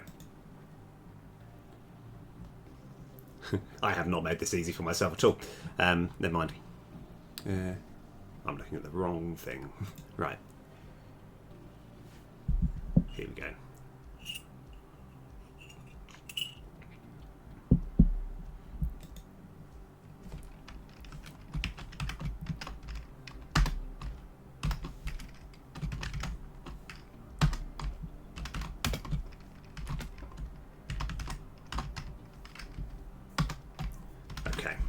So let me just have a quick check. This is a little bit, yeah, that's fine. That's fine. Okay, so I'll explain everything that we're doing.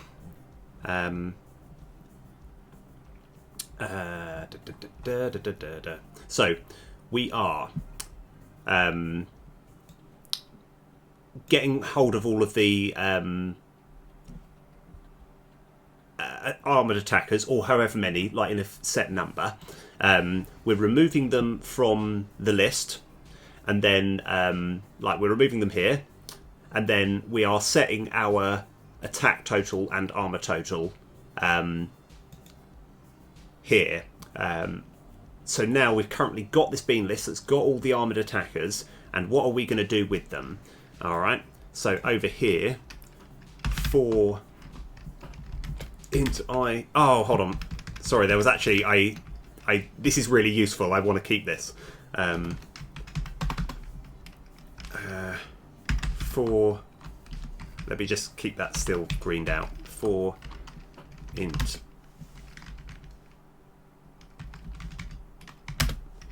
I equals 0, I less than bean list dot count I plus plus.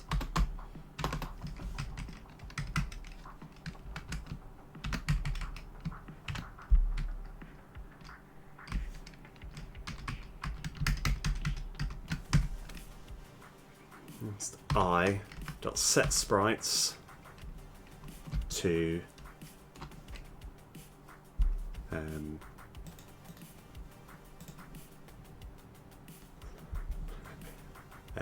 that's what I want. I just want all of this information here.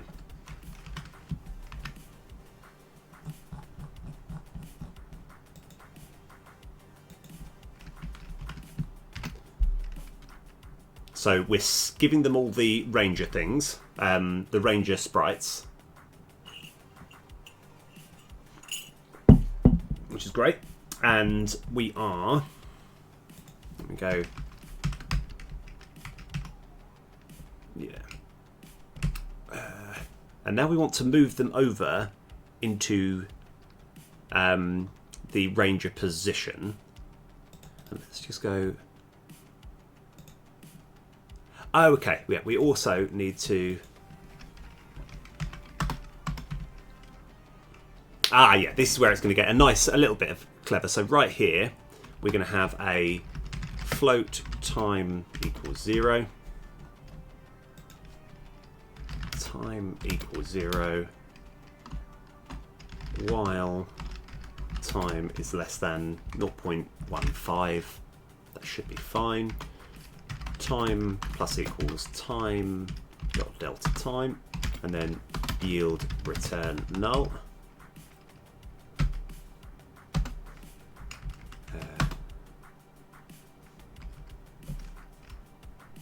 Oh yeah. So now we've got to actually work out the exact. Oh yeah, we've got a big bean transfer. So let's see if we can use this big bean transfer script dot. Let's go have a look, because I think we might have all the tools that we need in here.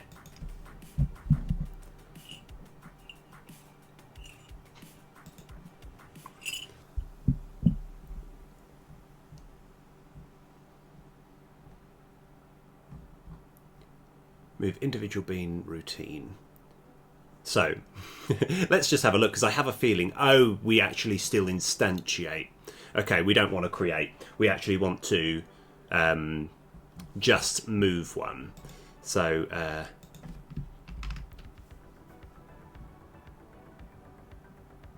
so we might have to.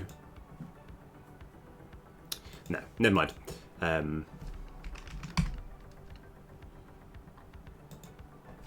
Okay.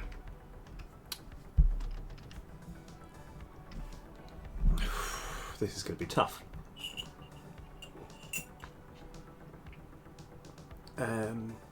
Move individual ranger.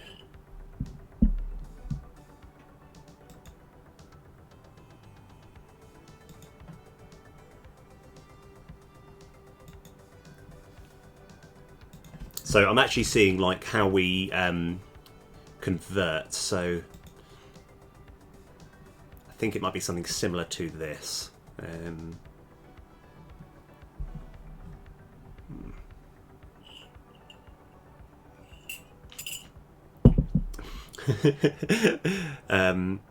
I'm having a little look through to. Oh well, hold on. This could be good.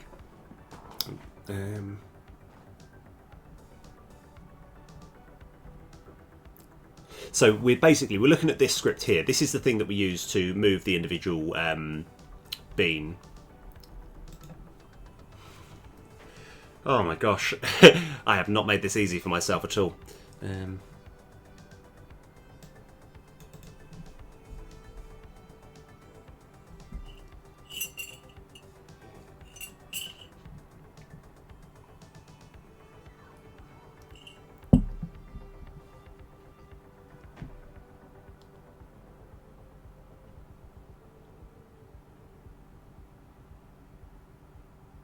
Okay, I think we might have a way of dealing with this, and it's going to be really cool. So, yeah, I like it. So what we're going to do, this is going to be a bit clever. We're going to have a bean script. For the time being, this is just going to be an underscore bean script. Okay. All right. So, yeah. In fact, yeah. No, that can still be. That's fine. Okay. So we just need to get rid of that. That's still all perfectly legitimate. Everything's fine. So, if that equals null. Okay. I've accidentally got rid of the bracket. Okay, so at the moment, all of this will do exactly the same, because every time we're calling this, we're not putting any function. However, right, so what we'll do is if bean script is equal to null, then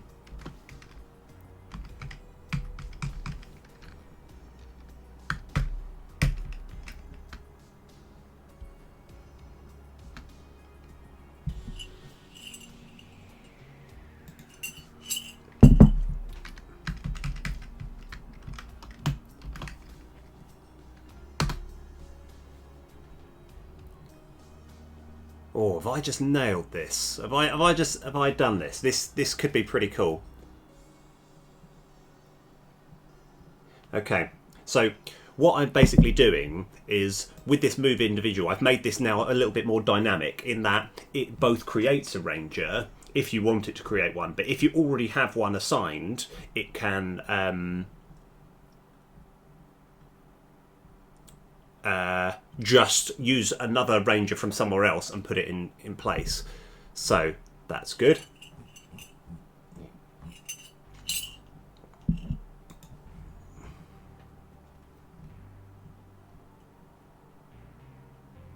Oh yeah, okay.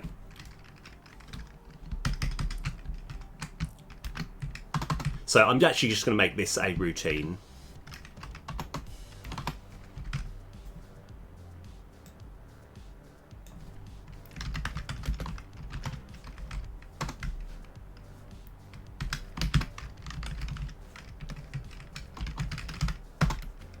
And what do we do with routines? We always want to make sure we're busy, busy at the start and at the end.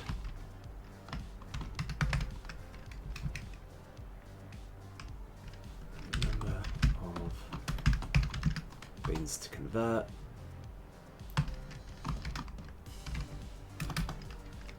Type to convert. Type to convert to. Okay. Right. Right, and we want... That's obviously what I wanted. Busy equals true, busy equals false. Okay, we are actually getting out of busy equals false. Okay. Yeah, in my head I was just like, oh, it'd be nice, it'd be simple. We just got to convert all the armoured attackers into rangers. But it's a bit more difficult than I thought. Okay.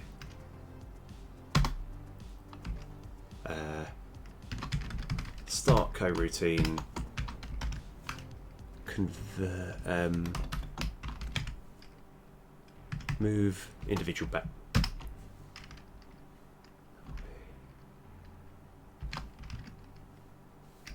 Bean list I.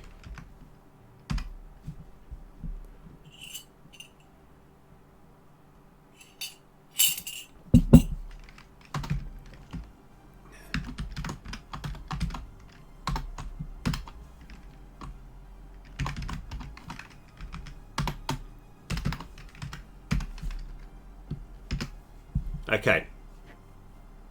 Right, is this enough? So what we also want to do is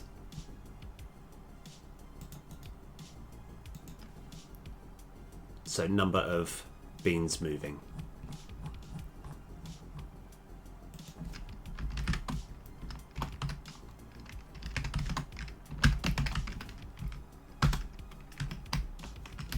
Is greater than 0.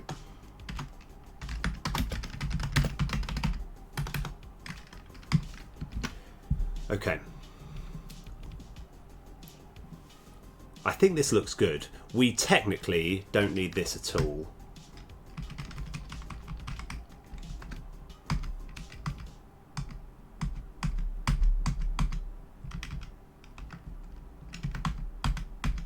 So I'm just tidying this up a little bit.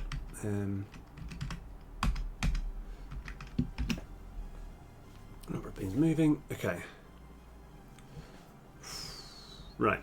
Armoured attackers. That's fine. Okay. So in theory, In theory, this should work. We just need to actually fit it into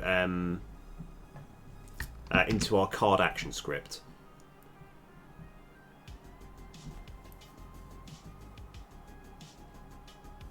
Why is that giving us an error message? That's just. I think that's just because we haven't put a semicolon at the end. Yeah, that's. Oh no, maybe not.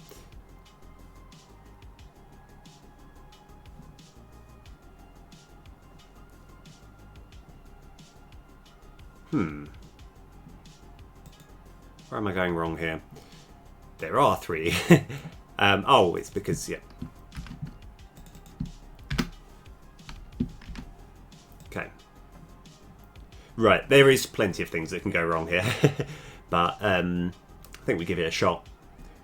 Right, we just need to put it in. Right, let's just go get hold of the card script. Let's see what... Okay, currently no error messages. That's a good start. Okay.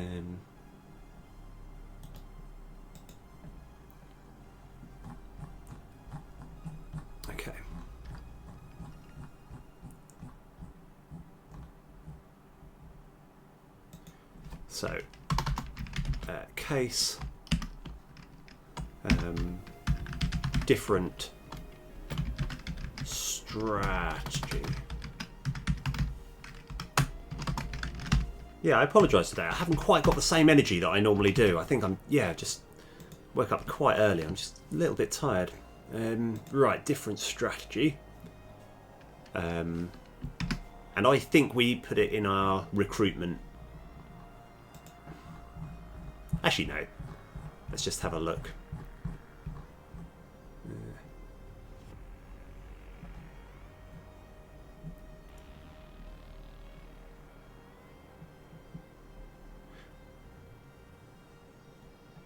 Yeah, I think recruitment makes sense, so...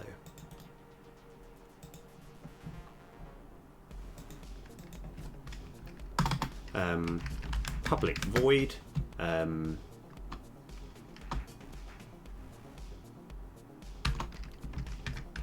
Convert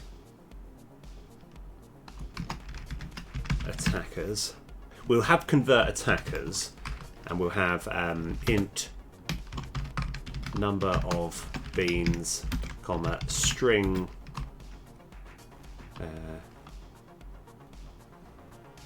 I want to actually get the sort of number of beans. Yeah, let's just actually just copy all of this.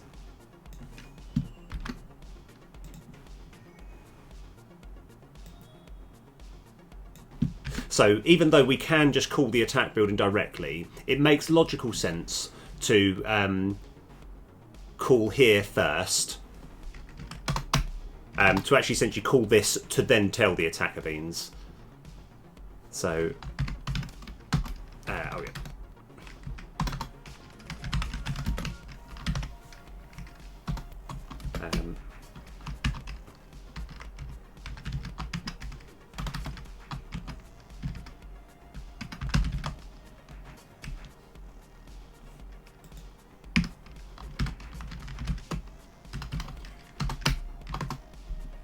Right. Underscore attack building script dot convert one type of bean to another. Number of beans to convert. Type to convert. Yeah, I know it doesn't type to convert to. And then... Oh yeah, because we haven't done that.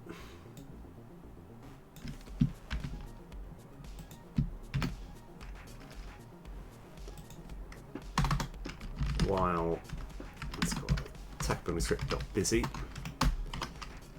Yeah, so we're not calling the attacker building, even though the attacker building is the one that is doing all the conversion. We're actually got a separate function here which is going to call the attack building. So as soon as we have the card action script, it's going to be saying, oh, by the way, call this to do that, to call this to do this, which seems inefficient, but it is. Otherwise, we're going to have big chunks of code. Like this is a way of distributing the amount of code, and I think it just makes it a little bit. It makes sense. It makes sense to me, I think.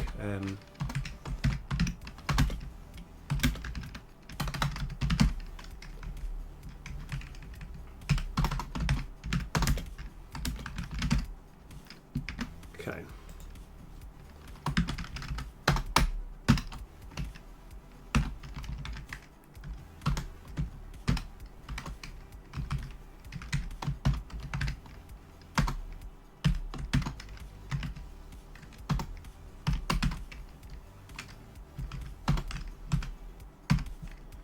Okay, so now we just need to call them.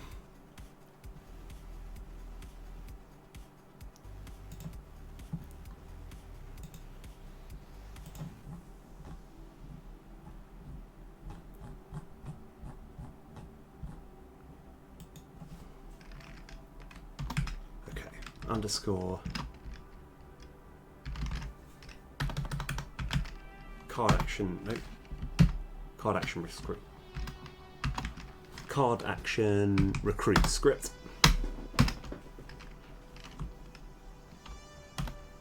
Dot convert attackers.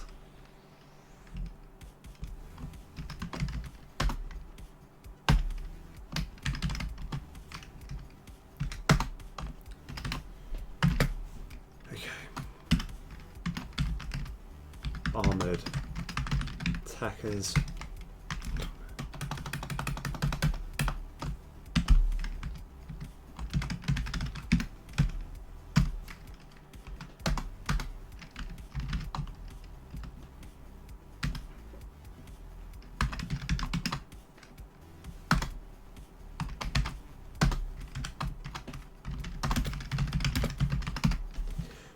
Okay. I think, right, this almost certainly won't work first time, but we're going to give it a shot. We just need to put this card in. Yeah.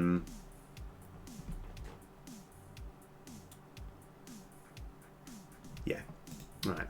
Let's just see if we get any error messages now. Okay, that's a good start. We kind of want to make sure that we've got armoured enforcers and stuff.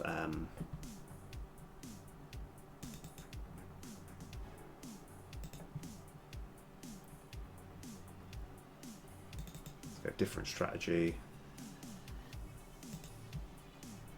Different strategy. So I'm just putting in cards that are going to sort of complement to make it work. Right, that should be enough. Oh, right. Let's go for it.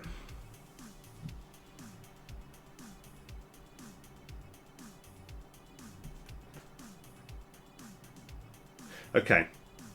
So, right, oh, we actually get to try it off straight away. So, we've got 6 armoured attackers.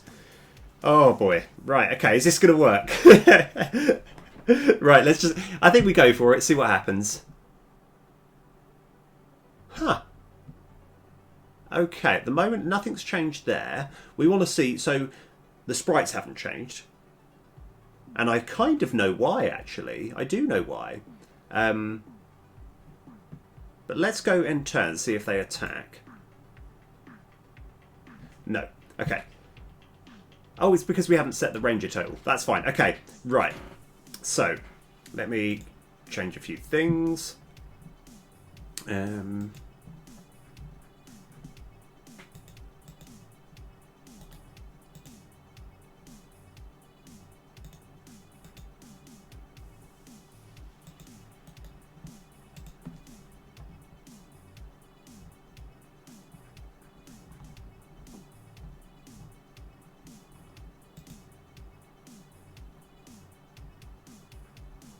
Okay.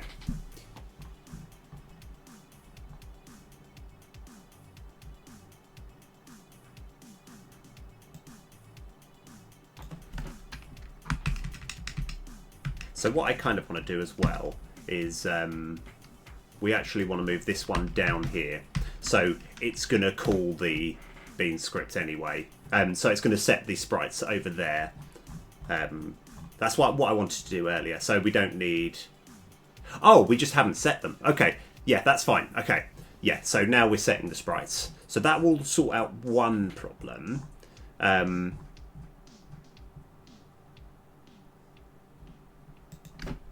looking at the wrong place. I just want to check.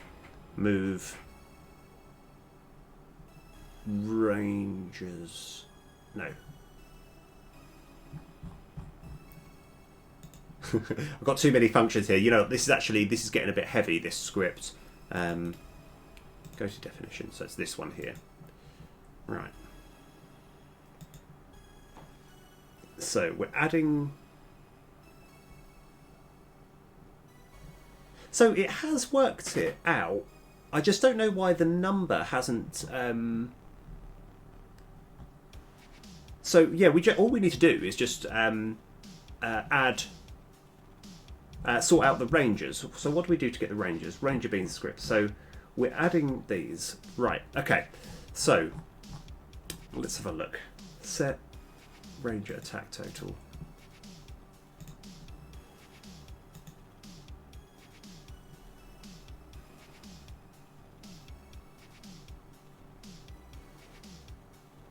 Oh.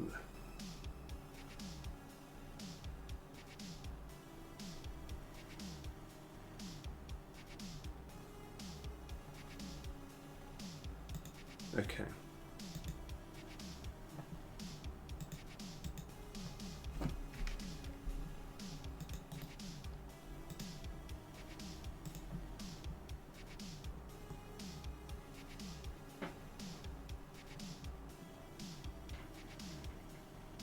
Okay.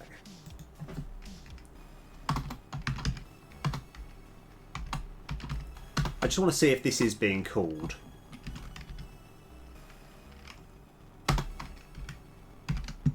So it looks like we're actually on our way. We're surprisingly close to actually getting this sorted. The only thing which I'm trying to work out is, for whatever reason, don't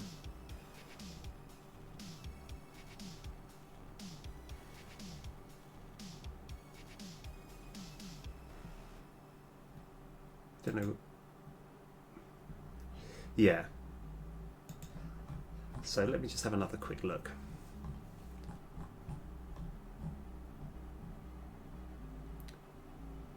So we should be, yeah, I just want to see if it is setting the number of ranges, because literally everything else seems to work. We just want to check. Okay.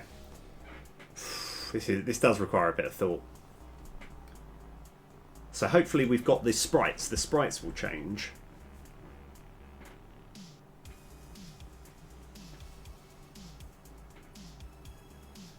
Ah, nice. We've actually got the perfect start. So...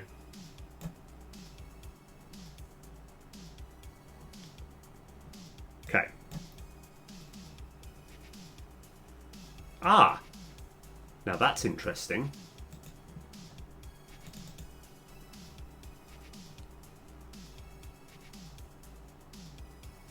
So it has set it to 10, but for whatever reason, maybe the Ranger text is blurred out.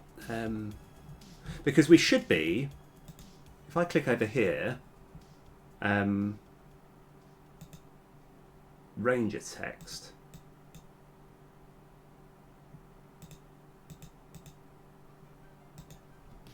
Okay, no, it's not. I'm going to just experiment a little bit. Yeah, because these should be attacking, and I'm not sure why.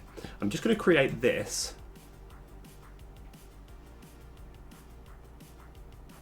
Oh.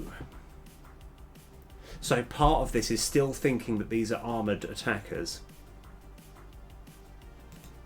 Oh, we're so close. We are close.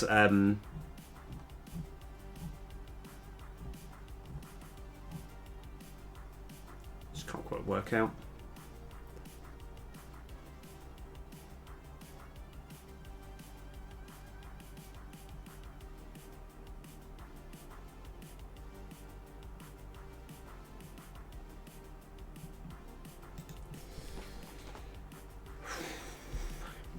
So what I'll do here, I think I've made some good progress today, but I've realised that my brain isn't quite in it. I think I feel like there is one line of code that I can use to fix this, but I just don't quite have the capacity to doing this right now. I think I'm going to call it here. But this has still been awesome, given that I've been like exhausted. I'm pretty happy with this, with what we've done. So we've sorted out the AbomBEANation. We've made the flash. We've actually created another card as well on top of that, and then I've got this one here, which seemed quite easy, but I'm obviously missing something, but I'll do this. I think I might like work it out off stream and then be like, oh right, I just needed to put this one line of code, and then it's all been done. But I'll save that for another time. And I'm going to call it here. This has been a lot of fun. All right, I'll see you guys later.